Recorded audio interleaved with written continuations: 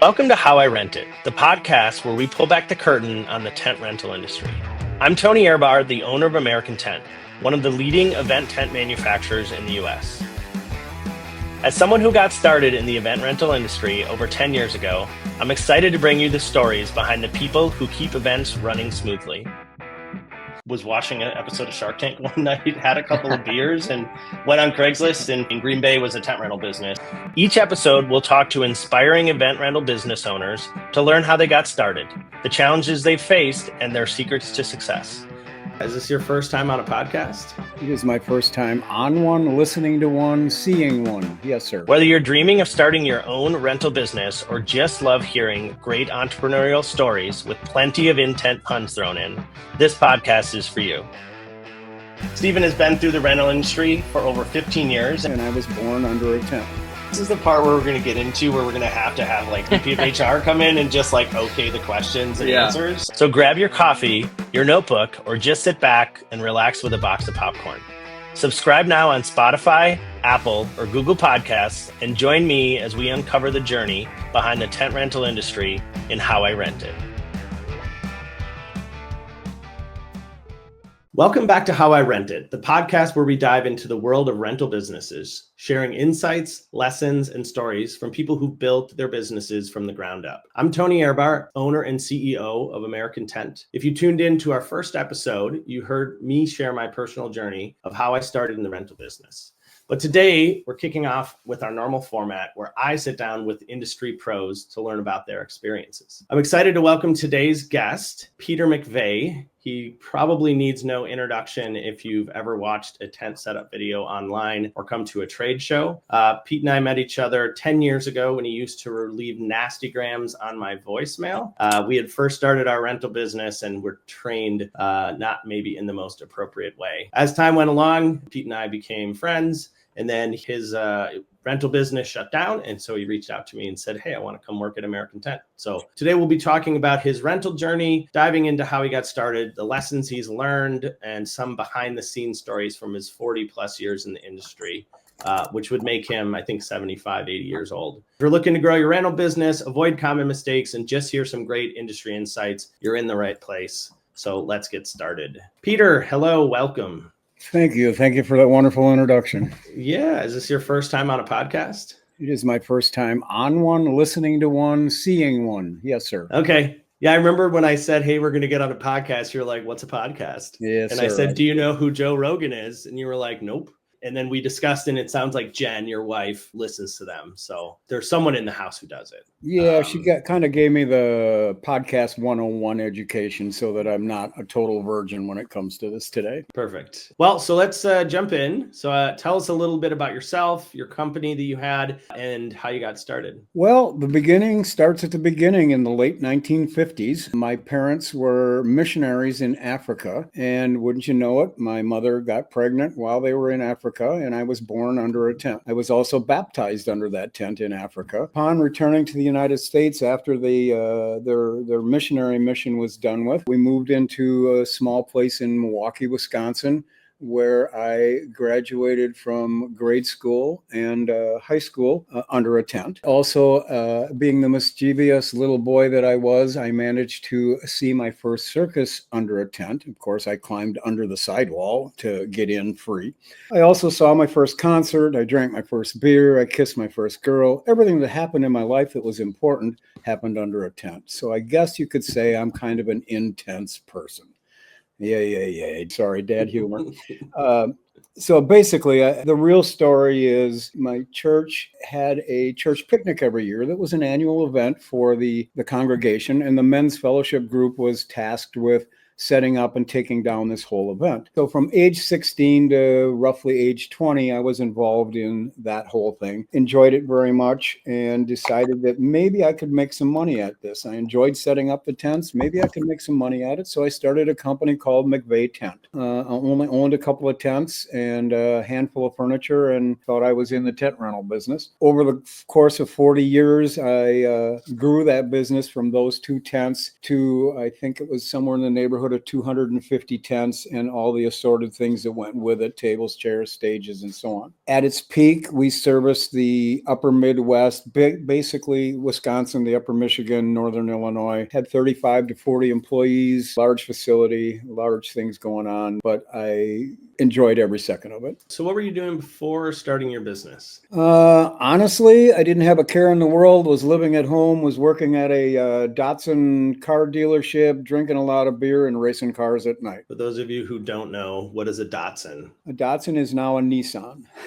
I'm sorry, I'm dating myself on it. You are dating yourself, yeah. Prior to being Nissan, the company was called Datsun, Datsun, and I worked at the Datsun dealership in Appleton. And then, so you closed your business. If you want to just quickly tell the story of moving on from rentals. So I had the rental business going for roughly 40 years. And as I was approaching my early to mid 60s, I started looking at, there's got to be an exit plan here. How do I get out of this business? I don't have any children to pass it on to. So I thought, well, what I really need to do is get this thing all under one roof and get it to operate without me to prove that it's a viable business. Maybe I can then sell it as a viable going business. Well, shortly after moving everything into this wonderful facility, the tenant next door to us in the shared building had a very large warehouse fire. The fire didn't get into our part of the building, but the smoke and the soot did. And if you know anything about smoke and soot, it attacks anything that's basically wood, plastic, vinyl, aluminum, basically anything that's in a rental guy's inventory. So our insurance company basically said, you're 97% destroyed. Here's your options. Take one amount of money, start buying new inventory, reset yourself up and continue on. Or the second one was, here's another amount of money and go ahead and stick your toes in the sand and put a drink in your hand. Given that that's where I was headed, that's what I chose to do. So we closed the business. Honestly, my wife tells me all the time, grass does not grow under my feet. I'm always moving. I took about 3 months off, was stir crazy, and that's when I reached out to you. Tony, I've got this experience. I know what you're doing. I'm interested. Let's see what we can do and work together. So tell us, everyone, what you do at American Tent besides poke the proverbial wasp's nest every now and then.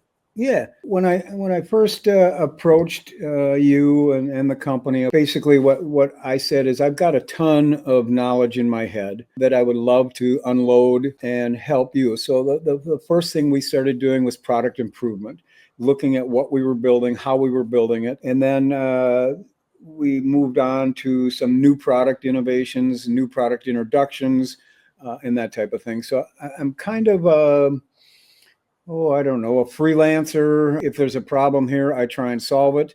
If I see something that I consider we're doing wrong, we talk about it and make a manufacturing change or a product change to continually improve what we have going on at American Tent. And then you do a lot of education, so people can go out and see you on videos, you do some tent schools, and then we send you out on the road to set tents up, some of the companies who are buying tents for us. So you've had some fun adventures along the way. So back to your business. So how did you fund your business originally? The funding portion of it was basically dump everything I make right back into it. So, how did I grow my business? How did I do it without a ton of funding? I bought a lot of used equipment.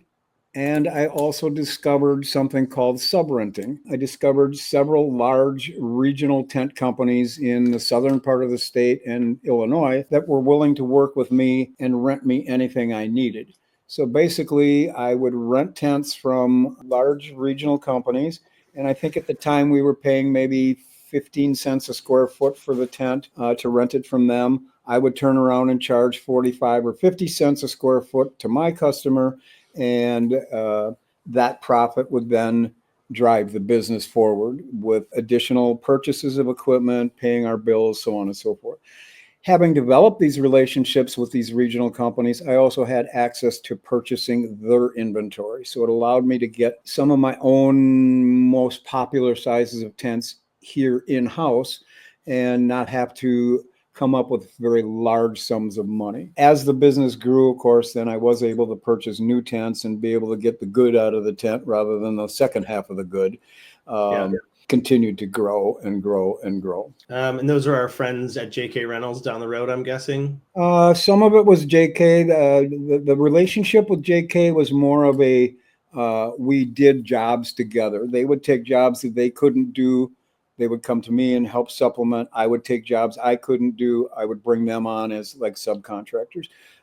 Most of the sub-renting that I did was a company in Milwaukee called IGL Tent and Awning. And then there was another one in Illinois called Armbruster Tent Manufacturing in Springfield, Illinois. That's how I basically got started. And then once we got rolling, then we just used the existing cash flow to continually grow the business. So your first event, how did it go?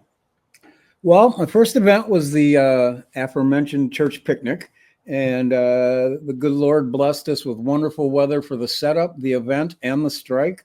And honestly, I walked away from that event going, what's so hard about this business? Boy, was that the wrong statement. The first event actually was as perfect as it could ever be. Just a wonderful event. I think part of it was the fact that I had been involved with that event for the previous 4 years as a laborer, and I saw how things worked. So when I took it over and my church became my first customer, it was very easy for me to just step in and just become the leader and make it happen. Yep. I would say, what year was this? Oh, I would guess about 1980, 81, somewhere in that neighborhood. I was born in 1980. I was just trying to show how much younger I am than you. Yeah, you are. You're like 25 years younger than I am.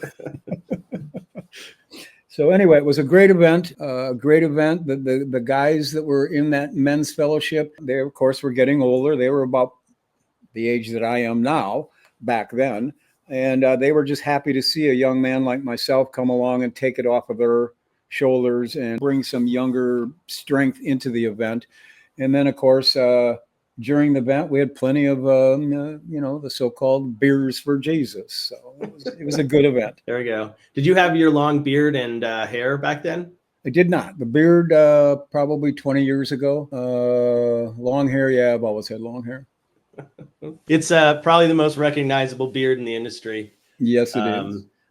Whenever we're at a trade show, I think the last one when we were in Vegas, I saw a booth that had the bikini girl. And then we had Pete out front. I'm pretty sure you drew more traffic. Just everyone wants to come talk to Pete. I always feel second fiddle when they're looking for Pete. Well, Pete's not here. Well, I'm going to move on. Yeah. So what was the biggest challenge you faced when getting your business off the ground? I think the biggest challenge for anybody starting a business is trying to wear too many of these.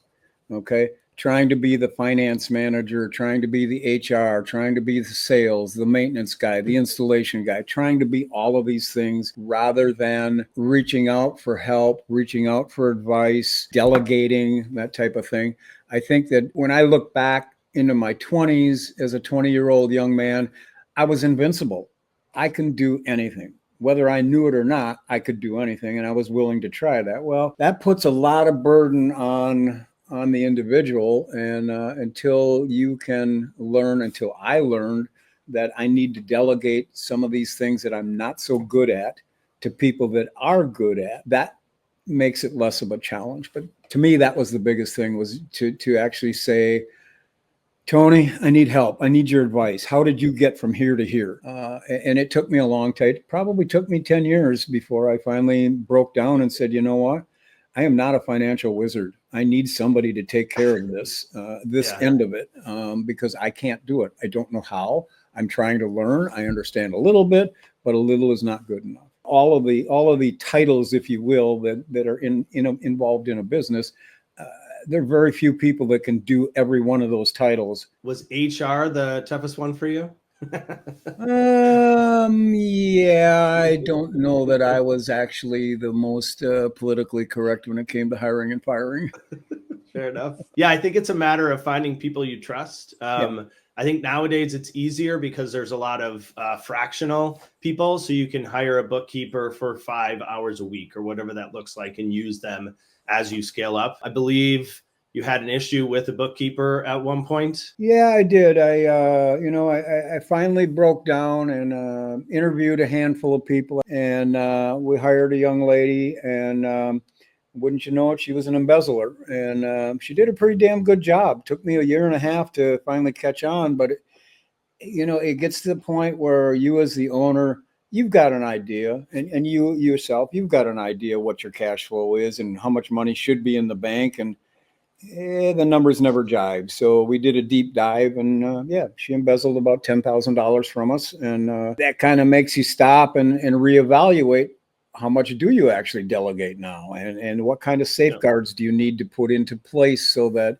you can delegate the responsibility to somebody else without having them rip you off? Yeah, I think the safeguards is a good point there, and just having checks and balances. But you don't know what you don't know when you hire your first person. That's for sure. You make a lot of mistakes along the way and you learn from them. So what was the defining moment when you knew Peter McVey Tent was going to be a success? I think the defining moment from a monetary standpoint was when I could finally pay myself instead of just taking what was left over. Or maybe I should say what was left over was finally more than just a living wage. From a purely business perspective, I think I figured out that we were doing things right when the second of the two competitors I had in my market decided to call it quits.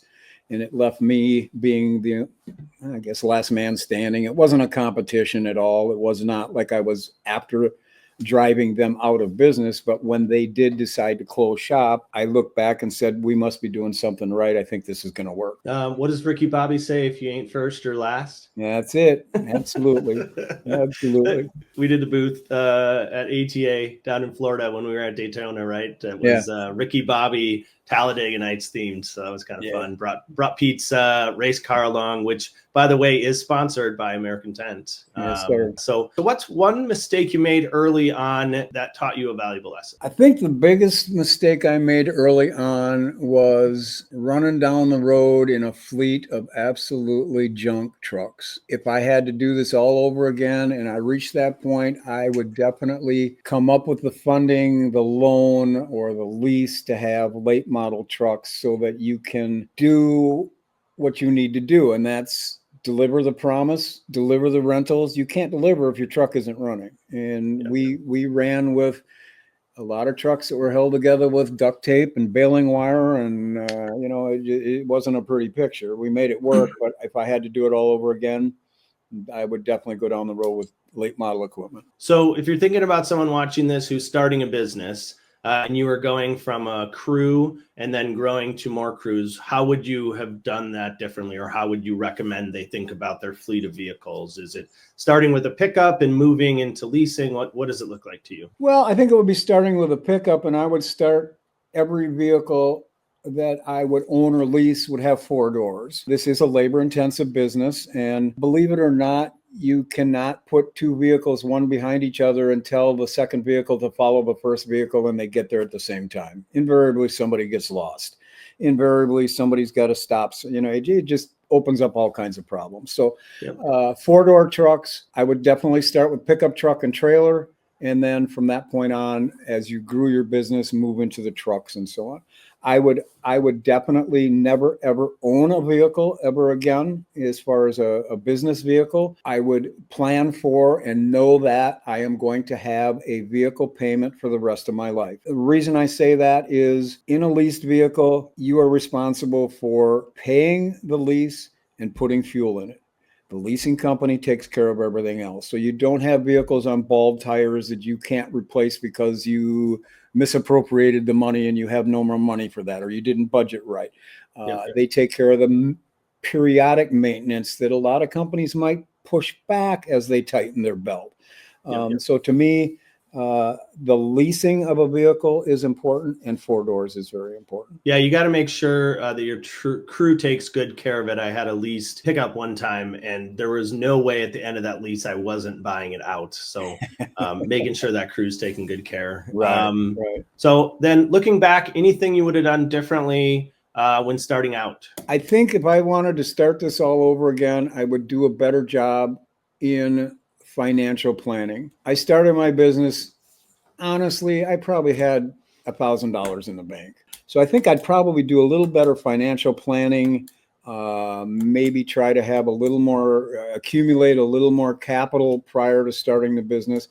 But like I said before, I'm not a finance wizard. So, Yeah. I did what I had to do. Yeah, I think it's hard to get the capital up front to make it a full-time thing. Some of the people who've been the most successful I've seen, and I don't know what you think, is the ones who become kind of weekend warriors. It's nice that events are on the weekend. So you can start out with a couple tents. It's you, maybe a brother-in-law and whoever, and you're going out, because that allows you to have a little bit of that money in the bank that you can use to fund from that day job. Right. Yeah. Absolutely. All right. Well, let's move on to growing the business and advice, some additional advice. So what strategies helped you grow your business from a startup to where it was when you closed up shop? I tried to use the 3 strengths or core values that I always tried to base everything on. And that was basically keep your promises, exceed all expectations, and be on time. And if I felt that if I could do, or we as a company could do those 3 things, we would be successful. We would never let people down by keeping promises. If we told them they were going to get this tent, we would exceed that expectation somehow, some way, and always be on time, never be late, never come up with an excuse that you can't provide what you promised. Yeah. Yeah. In a service business, under promising and over delivering, it's as soon as you start over promising and you're not hitting those, you're losing repeat business. You're getting a name out there. People are writing negative reviews. I know Google didn't exist when you started, but it did exist when you entered. So what were the 2-3 types of events that you, or markets that you service most often?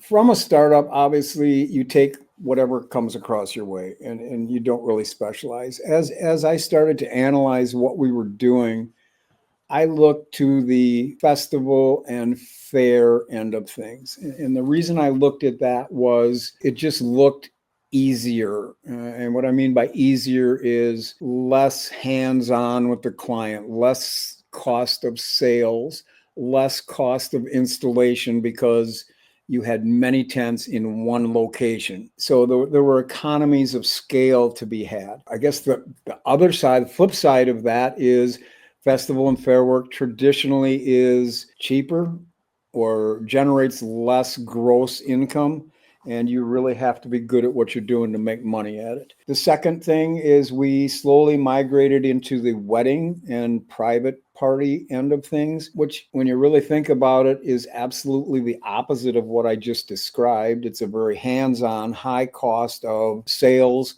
It's every year you start over from zero, versus the festival and fair thing is a repeat thing. So it definitely was weird, I think, that we went from festival and fair to also being a specialist in the wedding industry. Well, I mean, it's nice. I don't know how you used to grade your tents, but we had A, B, and C grade. A tent goes out to the weddings. Over time, it becomes older. You graduate it down to a B grade, and you can use that for fairs and festivals, right? Absolutely. That's basically what we did, yes. So how did you market to those customers? So I'm going to date myself again, right? Because there was no Google. There was I don't know, the actual internet and dial-up modems, if you know what that is, didn't come into being until I was in business for probably 5 or 6 years. So there was no emailing or anything like that. Everything we did was direct mail, buying a mailing list from maybe some sort of an association, a wedding planning type of thing. At that time, there were different magazines that were out there that had mailing lists. So we would purchase mailing lists. We would generate seasonal or focused pieces to mail out to people. And there was a lot of just pick up the telephone. My repeat customers, I'd pick up the phone in January and I'd just start calling all of the festivals and say, okay, what's the date this year?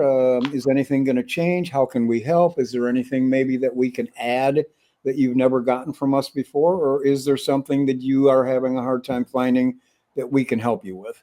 So it was a lot of actually reaching out and not waiting for people to come to me, but me reaching out to them. Towards the end, were you going to like wedding shows and that kind of stuff as well? Yeah, we did wedding shows. We did the business expos, a lot of that trade show where we can set up a booth and show off all of our stuff. I think people eventually love to smell it, touch it, kick it, take it for a test drive versus just looking through a catalog or pictures and so on. And so there were several wedding shows that we were allowed to actually set up, I think it was a 40 by 60 foot tent outside of the wedding show, and basically set it up as if it was a wedding and wedding reception with all of the head tables and lighting and dishes and all of that stuff. And that's basically how we did our marketing until the internet came along. And then obviously we got into the websites, and I never really got into the whole SEO and Google and search. That was just becoming, I guess, in its infancy before I quit. Did you have a showroom at your shop that people could come in, touch, smell? Yeah. How did you decide what new products or service to add to your offering as you went along? A lot of that was, I'll use the fancy term, market research. Yeah. I just called my customers and talked to them. You know, what trend do you see? Where do you see things going? What would you like me to provide? Is there another service I can provide? That type of thing. So I use that as sort of a guide to how I'm going to spend my money. The second thing, unfortunately, is I had a lot of gut instinct and I followed it. I don't recommend that as a business plan. Okay. We made some big winners with my gut decisions, but we also had some big losers, and none of them were backed up by any sort of research other than, I think this would be a great idea. Let's do it. Any big losers? Yeah. I had the wild idea that I could rent decorated Christmas trees to businesses. Part of the reasoning behind that came from the fact that in November, December, January, McVey Tent didn't do a whole lot of business. In the winter in Wisconsin, you're not renting a lot of tents. I was looking for an income stream, and I thought, well, here we go. I'm not doing anything over Christmas holiday. Let's go and rent these out. So I proceeded to come up with 4 different themed trees in 3 different sizes. And I don't know, I think I own 25 or 30 Christmas trees of different, you know, decorations and so on. I think we rented 2. Okay. So it was not a great thing. We stuck it out for 2 seasons, and after the second season, we pulled the plug on it. And we donated 25 decorated Christmas trees to 25 families. Well, I mean, you coming in and setting up a Christmas tree, given the fact you look like Santa, I got to imagine the kids probably were excited about it. So did you find good ways to spend your winter months? If we have people watching from Minnesota and those places, how did you eventually find something good that helped? Yeah, I did. The first couple of years, winter came and I reverted back to my automotive background, and I would pick up a job either turning wrenches on vehicles or something to do with the automotive industry. As I grew the business and started to bring on employees, the hardest thing for me was I have this great employee, but it's now September and we're winding down. What do I do with them? I lay them off. I never see them again. So the whole training an employee, then losing the employee was really bothering me. So I said, we got to come up with something, some sort of a winter type thing. We looked into pipe and drape for trade shows and decided that that would possibly be a good avenue to follow because it is also somewhat labor intensive. I have the labor. It's warehousing. I have the warehouse. It's trucking. I have the truck. It's seasonal, and it is the opposite season as tent rental. So it was a very good thing. So we started out with that we were going to be 100 booths strong and 2 colors of drape. Unfortunately, that, just like everything else, went to 17 colors of drape. And I think at our peak, we were capable of doing somewhere in the neighborhood of 1,500 or 2,000 booths at any one given time. Yeah. So that was a very successful change of pace, and it worked very well because it allowed me to keep my employees. The other thing that I did, and this was something that we just dabbled in, was we started to manufacture our own tents and sidewall. So being in the tent rental business, I had a very intimate knowledge of what tents look like and how they were constructed, what I didn't like, what I did like. So we went down the path of building our own, probably built, 40 or 50 tents to put into our own inventory, and honestly decided that we weren't that good at it. So we stopped. Still built our own sidewall, but we stopped building our own tents. Yeah, you got to come to the experts. Absolutely. At American Tent. Absolutely. So any trends you're seeing in the industry? The trend that I'm seeing is I think the industry is really turning its focus on what I'm going to call labor saving. So whether that is a device, a tool, or possibly even a tent or a tent design, I think there are a lot of people that are looking to these labor savers because it is such a labor intensive industry. If I can buy a machine that doesn't call in sick and does the work of two people, I'm going to be hopefully a little more profitable. If I buy a tent, for example, our cross cable high peak tent, very fast, very easy to install, less labor to install. Still generates the same square footage, generates the same or more gross income, but because I'm able to do it more efficiently, I make more as a net profit. So I'm seeing a lot of people in this industry looking to things like that, tractors and tools. And, not many people are swinging a sledgehammer anymore. When I started, that's all we did. Now we've got machines and tractors and gasoline powered devices.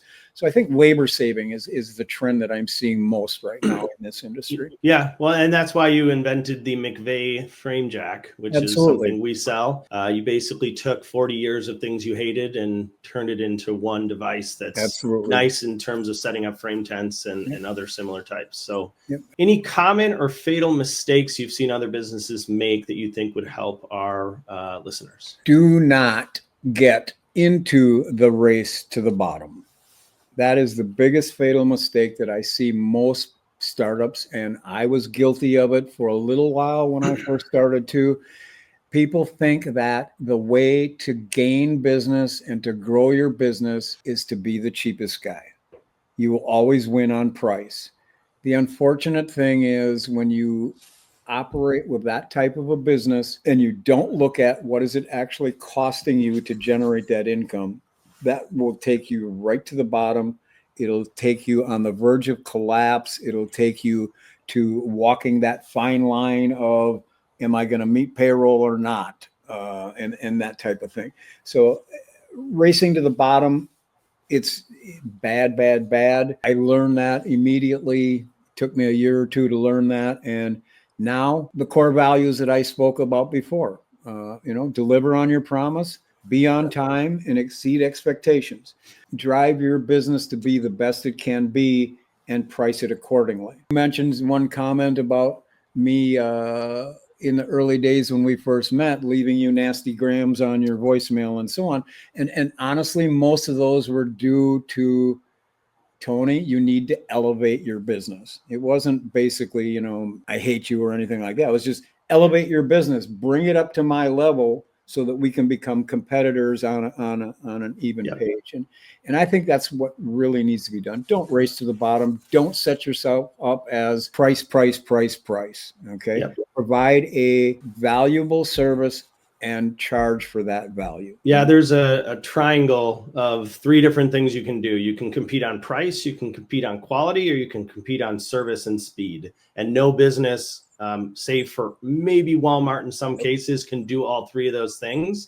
And so it's paramount that you as an owner or your salespeople can communicate the quality and value that you offer above the people who have a lower price point than you. And I think our salespeople and you as well do a nice job of that, talking about the product differences, right? We send you out on setup jobs for people or to do tent trainings. It's providing those additional services and values above and beyond so you can justify that price difference. Absolutely. So what advice would you give to someone who's thinking of starting their own rental business? Be realistic in your growth goals. The reason I say that is there were times in my journey we were going to be the biggest no matter what. We were going to take every single piece of business that came our way. We had no real vision of where we wanted to be in our growth. The reason I say that you need to control or have that growth picture in mind all the time is this is a very labor-intensive business. And nowadays, labor, good quality, conscious labor is hard to find. And once you do find it, it's difficult to keep. So grow your business with that in mind, that it is labor intensive. And honestly, I think you need to get your employees and be over-employed before you start to grow. so that you can grow your business into the employees you have rather than trying to find employees to go after the business that you have. Yeah. And I think a lot of people define success, and I used to do this as well, by how much you do and how big you are and how much money you make. But there is the how much money you make, and then there's how much money you make, right? There's the revenue, and then there's the profit. And so doing it the way you suggested is the profitable way instead of the... So my example for that is I was extremely comfortable with the size of my business grossing about $800,000 to $850,000 a year. Provided me with a very good living, provided me with the capital to expand my business, pay my employees, and so on. Well, I got the wild hair that I wanted to be a millionaire. I was going to take my business hell bent to $1 million gross volume. And I did it. And I did it for 2 straight years. After the second year, I started doing some analysis. And wouldn't you know, at 800,000, I netted this much money. At $1 million, I netted the same amount of money. Why was I working that much harder to get the same amount of money? You know, that all has to do with that growth thing. Bigger is not always better. The fact that I could say that I was grossing $1 million a year, that was just this. Okay. And it really meant nothing because I was making no more than when I was comfortable at $800,000 a year. So a couple of fun, interesting rental questions, and then we'll get into the speed round. So right on. What is one tool or piece of equipment you couldn't live without? My Rhino stake driver, because swinging a hammer is in the rearview mirror, man. There's no way I'm swinging a hammer anymore at my age. So you're still going out in jobs, but when you were going out in jobs, one small item that was in every glove box of every vehicle that you owned. I'm going to call it the first aid kit, and it's not the Band-Aids and Neosporin that you're thinking about. My first aid kit is duct tape and zip ties, and if you can't fix it, it's not broken. Yeah, I think the tent industry keeps the zip tie business in business. Yes, I do. Because that was my answer on my episode as well. Most memorable event or project you ever been a part of? I guess my answer to that is from around the beginning of my business in the 1980s through the early 2010s, our company was involved with every presidential visit to the Fox Valley area, whether it was campaigning, whether it was just coming to say hi, whether it was to smash a bottle of champagne on a ship that was being launched up in the shipyards in Marinette. We were involved with every single presidential event, providing tents, tables, chairs, furniture, stages, backdrops. And what made this so memorable to me was the fact that I realized how important a person the president of the United States is, and how, the most important respectable leader in the world, regardless of what your political leaning is, our president is one of the most important people in the world. And the security and the attention to detail at these events was absolutely incredible, frustrating at times, but absolutely incredible. And I just found it memorable. No matter who the president was or what party they were from, they were all treated exactly the same way. I was very thankful. I was very happy that the Secret Service chose McVey Tent to provide the things necessary to protect our commander-in-chief. Did you get to shake any hands? Reagan,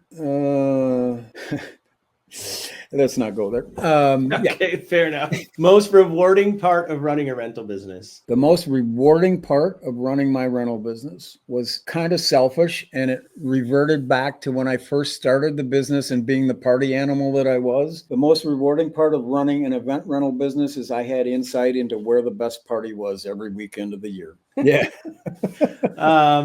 So have you ever had any unexpected successes, funny moments in the business through that 40 years? When I started this, first off, I never, ever in a million years thought that it would turn into what it did and provide for me the way it did. I also never strived or set out to be an expert in tenting, nor did I ever strive to be a YouTube sensation about staking and anchoring, but here I am. Well, I mean, safety is paramount.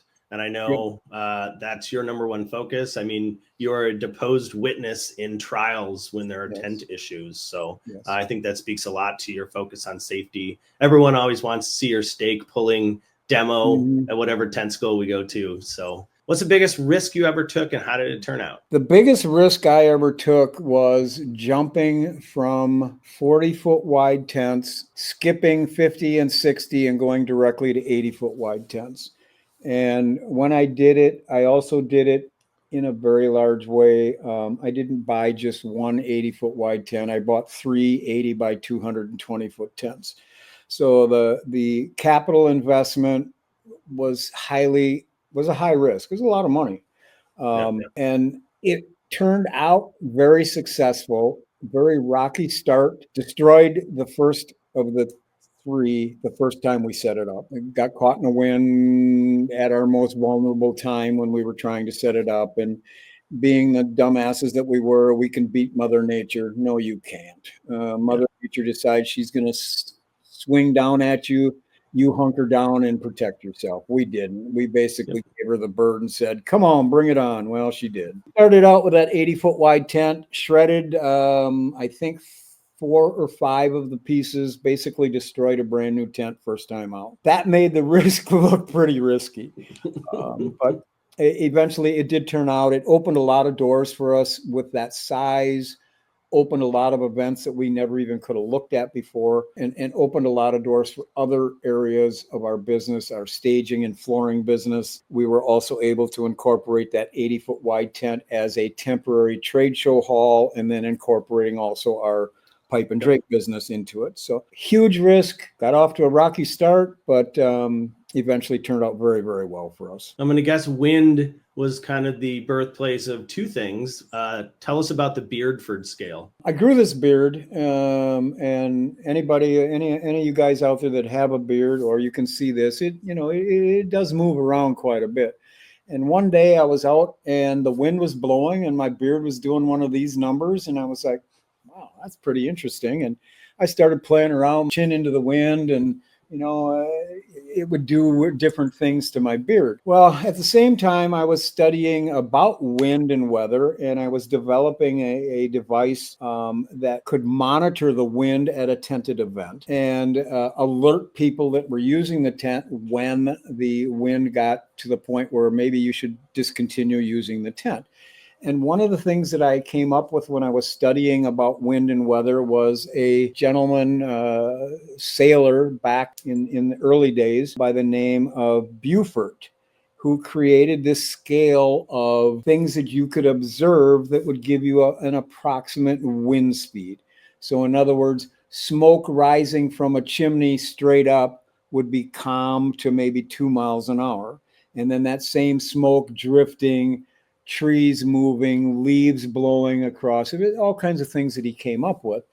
And it hit me that Beaufort and Beardford, my beard could become the Beaufort scale of bearded gentlemen. So I called it the Beardford scale. So I hesitate to ask this question, but most bizarre thing you ever found left behind at an event? Naked people. Arrived at a site, was a large university that had one of our large tents for their commencement exercise. And we arrived on Monday morning to take the tent down, parked our truck. We were bailing out of the truck, headed toward the tent, and I had to stop my crew because I saw this pile under the tent. And I was like, what is this? And as I walked closer, I realized that several people, numbering about half a dozen or so, must have celebrated their commencement by sleeping under the tent. We backed up. I called security and asked them to gently nudge these people back into their dorm room so that we could take the tent down. So some rapid fire, fun, non-rental questions. If you could open another business completely unrelated to tents, what would it be? I would open a lighting store. I love light and what can be done with light, the effect of light, how lighting can affect your mood, how it can affect your health, how it can affect just your surroundings. We have a very, very large home improvement chain in our area called Menards, and they have one of the most fabulous lighting departments. Every time I go to Menards, you're going to lose me for the first 20 minutes. I'm not going to lie. I do sometimes think about how would I incorporate them into a tent. But with the question you've asked me, I have nothing to do with tents. I am now in the lighting business. Yep, I like exactly. it. What theme song would play when you enter the room if you could get followed with a little Bluetooth speaker? Oh, I definitely think it would be Thunderstruck by AC/DC or anything Zeppelin. I do know you love your Zeppelin. Yes, I mean, I was hoping the answer was something by ZZ Top just because you look like you could be in the band, but I will take that answer. Good. Go-to fast food option if you're running in between jobs and you have a very little amount of time. The buffet at the KT Diner. Quick Trip, baby. We love our Quick Trip up here. Yeah. I mean, they'll get a run for their money if Buc-ee's ever makes their way all the way up here. Absolutely. So favorite or most gifted business book? Not a book person. All right. I have, honestly, to be very honest with you, I have never read a business book other than a textbook, say, Accounting 101 or something like that. I've never read any sort of, how to or business improvement or self-improvement type of a book. Yeah. Majority of the books that I've ever read growing up or even in my life of business would be how-to type of books, but they would be how to repair something, how to electronics, how to that type of thing. Really have never been into books as far as a business book. You got to write Tenting for Dummies. I think that'd be a good book. I should. Absolutely. We do have a 7 steps to starting your own rental business that you and I co-authored along with Paige, who's our director of marketing. That's a good book. And then I will always give my favorite books. Traction by Gino Wickman is great about operating a small business. And then 6 Types of Working Genius is one of my favorites. So, all right. If you had a gigantic billboard anywhere with anything on it, what would it say? It would say the 3 core values that I built my business on: deliver on your promises, exceed expectations, and be on time. If you could have dinner with any historical figure, who would it be? And I'm going to guess it's someone who drives a race car. You nailed it, buddy. A.J. Foyt. A.J. Foyt is currently retired, lives in Texas. He's always been from Texas. He's a Texan, if you know what I mean. He's a tough old guy. The reason I look up to him is he, to me, is one of the last hands-on, do-it-yourself, don't tell me it can't be done kind of guy. And I also feel that I am somewhat that way. Don't tell me it can't be done. I'll show you it can be done. I'm a do-it-yourself. You're very much that way. Yeah. From my experience. So A.J. Foyt, love the man. If you get a chance sometime, just Google A.J. Foyt and some of the videos that are out there. His demeanor going from calm, cool, collected to temper tantrum to he's a competitor, hardcore competitor. And if you ain't first, you're last. I mean, that's his life, and I follow it. Is Talladega Nights your favorite movie? Not particularly. No. That's more of a comedic look at the world of stock car racing. I'm more into the realistic type stuff. Days of Thunder with Tom Cruise. Days of Thunder wasn't that bad, but it was close. So, special talent or most interesting thing about yourself? Well, I touched on it just a second ago. Things that people don't know about me probably is that I'm an inventor. I'm a patent holder. I'm a gearhead. I'm a race car driver. And I'm a race car team owner. I think that's most of those things. Most people that know me from the tent world. They don't know that I do have a life outside of tenting and outside of vinyl. And those are some of the things that I've done in the past. And I'm still, to a certain extent, an inventor. I'm still coming up with different things to make my life and the life of the world of tenting a little bit easier. And I'm still driving a race car, and I'm still kicking ass. We still need to schedule a team event to come down and watch you. Absolutely. So last question for you. If you're a tent rental business, you call a New American Tent, what would be the first tent you would suggest someone buys to get started? I was posed this question many times at most recent trade shows that we were at when we were talking to people that were considering getting into the tent rental business. And I think the answer to the question is I would start with a frame tent. The type of frame tent would be based upon where you see your business going.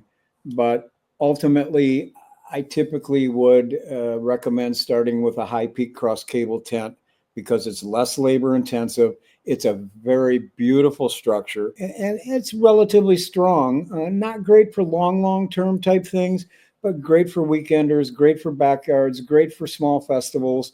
But again, very fast, easy to install, and it's a very safe structure. That's where I would go. Yeah, I think the debate we had too was frame tents. If you can get a sectional frame tent, right, a 20 wide, Yes. you can make it a 20 by 30, 20 by 40. Right. And so each weekend you can rent that tent out because the most important thing you can do is I call it sweating your assets, right? Getting them out there. And so 6 times over 6 weekends, 6 different tents, they're all really the same asset and you can get paid back on that pretty quickly. Absolutely. Absolutely. So any closing message? Otherwise, I'm going to take us out. You know what? Take us out. All right. So want to start your own rental business? Visit American Tent/tent rental and download our detailed guide on 7 steps to starting a tent rental business. If you enjoyed this episode, please subscribe, leave a review, and share it with a friend. Follow us on Instagram, Facebook, and LinkedIn for more content. A lot of it with Pete. He's always entertaining and always intense. Want to be a guest? Email us at marketing@American Tent. So thanks for listening to How I Rent It. Until next time, keep things in tent.